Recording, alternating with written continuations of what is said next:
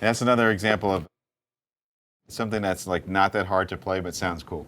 So this song was Pale Blue Dot. Yes. And just before when you were kind of going through it, I'm looking at it, I'm like, you say this is not that hard to play, but then I'm watching you do that, and I just never seen so much bounce coming out of a guitar. Yes. I've been thunderstruck because that's what it kind of reminds me, but it's just so precise, and it almost sounds, again, sort of a modal type of deal, right? Absolutely. Well, you said the perfect word, so bounce. Yeah. This is my bouncy technique, and it's one of my favorite things to do. I talk about this a lot because there's something about it that sounds really cool, and you could play it slow, you can play it fast, but it has this sort of really wicked sound to it. And because you're not actually picking every note, you're picking, right, then you're pulling off, and then picking again. You have to you're picking a lot less than if you were doing like a standard alternate picking the whole time. So you get to conserve a lot of right hand energy. Yeah. But meanwhile, because you're pulling off the notes and you're palm muting, it sounds like you picked the note. Right. So it's just like deceiving kind of thing. And so, to master that technique, I would recommend you kind of just play, again, pick, pull off, pick, and mute the strings like.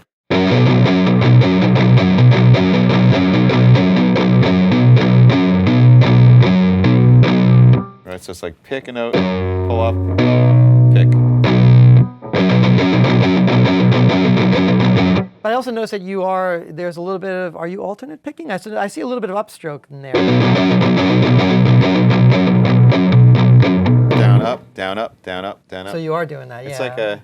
It's like a gnip, gnop. Yeah. Gnip, gnop, gnip. Yeah. And the key is the palm muting, because if you don't do that, right, it's just going.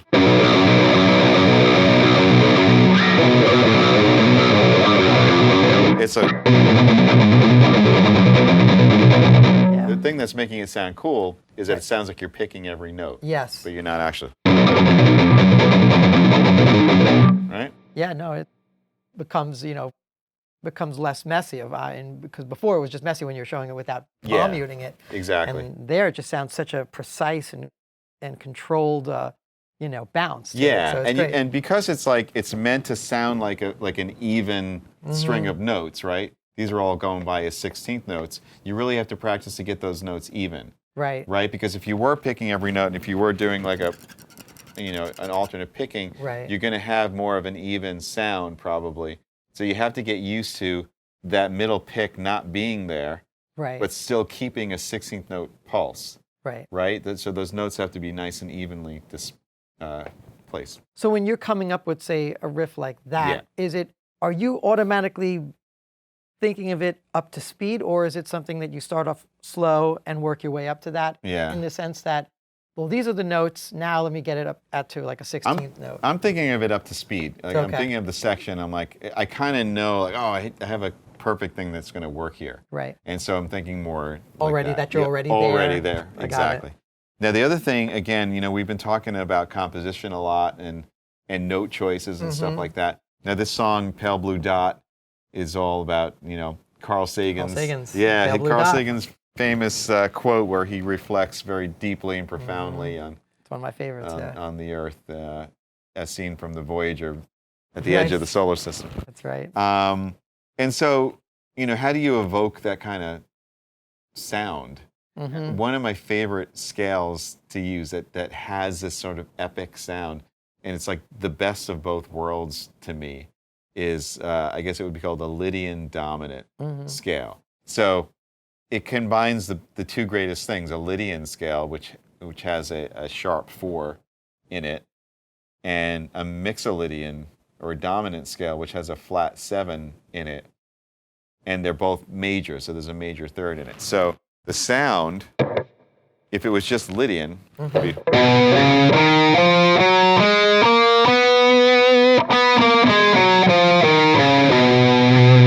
If it was just Mixolydian or dominant.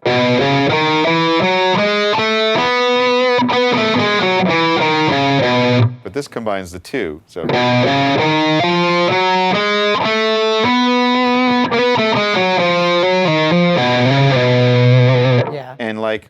that to me screams like It has a outer bit of that space. space, yeah, It does. right? It's Doesn't it? something. It's Totally. very epic. It might have been in all those 70s films about space. It's probably what use they that. use, Is right? That they use, right? It's the same way that like a whole tone scale is like somebody like having a dream sequence. I remember back when. It could be Twilight Zone-ish too, It right? could be, You know, yeah. I mean, I think that's where that odd sort of the notes that are just sort of out, meaning I guess out there, but yeah. Yeah. And that's basically the map of what you are doing. Exactly. As far as the note choices. The note choices, Yeah. and just going back to the theory thing, it stems from a melodic minor scale. It's the fourth mode of a melodic minor scale, right? So in this case, it's in B.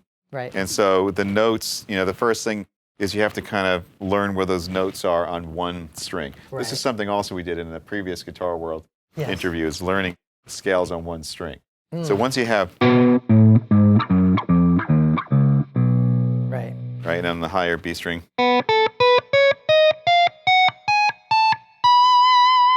and then you Right. have the technique combined with that, right? Yeah. You have the sound, you have the technique, and then Yeah. you have the part. So when did you decide to do like sort of the octave type of thing? Yeah. A thing on it? Is it or rather than just sticking to it, or maybe even changing the key would be a whole nother ball game. But. Right. Well, I'll let you in on another writing technique that we do.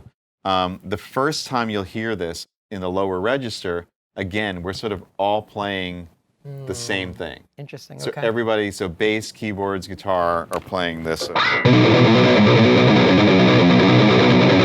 Right? When it goes up to this higher register, now all of a sudden the bass starts to separate from that and depart from that and now play.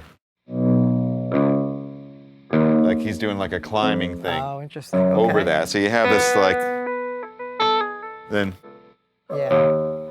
So you got this ascending line coming yeah, in, exactly. right? That's awesome. So it's kind of like a compositional technique to build up to the next section. Now also, if you really listen, you can hear Mangini against that 7/4 starting to play a slow 8 that's coming up, because the next part that comes up goes dun da da da da dun da da da da. So he's superimposing that in the background over the 7/4 to set up the next part. So there's all these different things. Again, when we write music, and there's so many parts to the songs, Sure. the transitions become really important. How are we going to get from this key to that that key? How are we going to get from this feel to that feel? It becomes really essential. So it seems to me like time signature is a real key element here, Yeah. right? And like when you said this song is in 7/4. Yeah. Do you, when you compose something like that, do you often think of it also tried in other time signatures, say? Yeah, And see where the push and pull of it? absolutely. Yeah. The riff and the technique in the riff is dictating the time signature I see. and the melody that's being created. So in this case, it's a combination of a riff that's in 3, that has a 3 feel.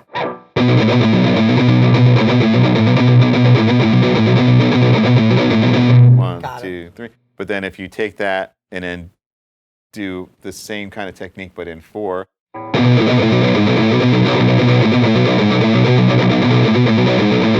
So it's going 1, 2, 3, 1, 2, 3, 4, 1, 2, see, yeah. 3, 1, 2, 3, 4, and there's your 7. Hmm. So that, I guess that's what feels more. It feels most natural to me, And that. in that setting, right? So the combination. Or if I say on just 2 notes.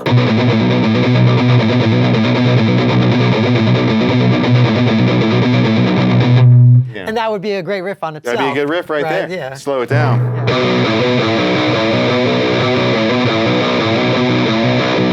If you put a little, like, Phrygian vibe, then you'd have like.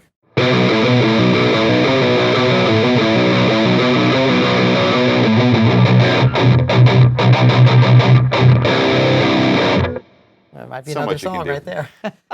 But those are the types of things that go on, and Yeah. in the room and, end up on the cutting room floor, I guess. Yeah. No, that's There's cool. so many different places you can go and take it. And, it's sometimes why songs end up really long or the opposite, when you kind of can very easily as a band go off on all these tangents. Hey, what if we did that? What if we did this?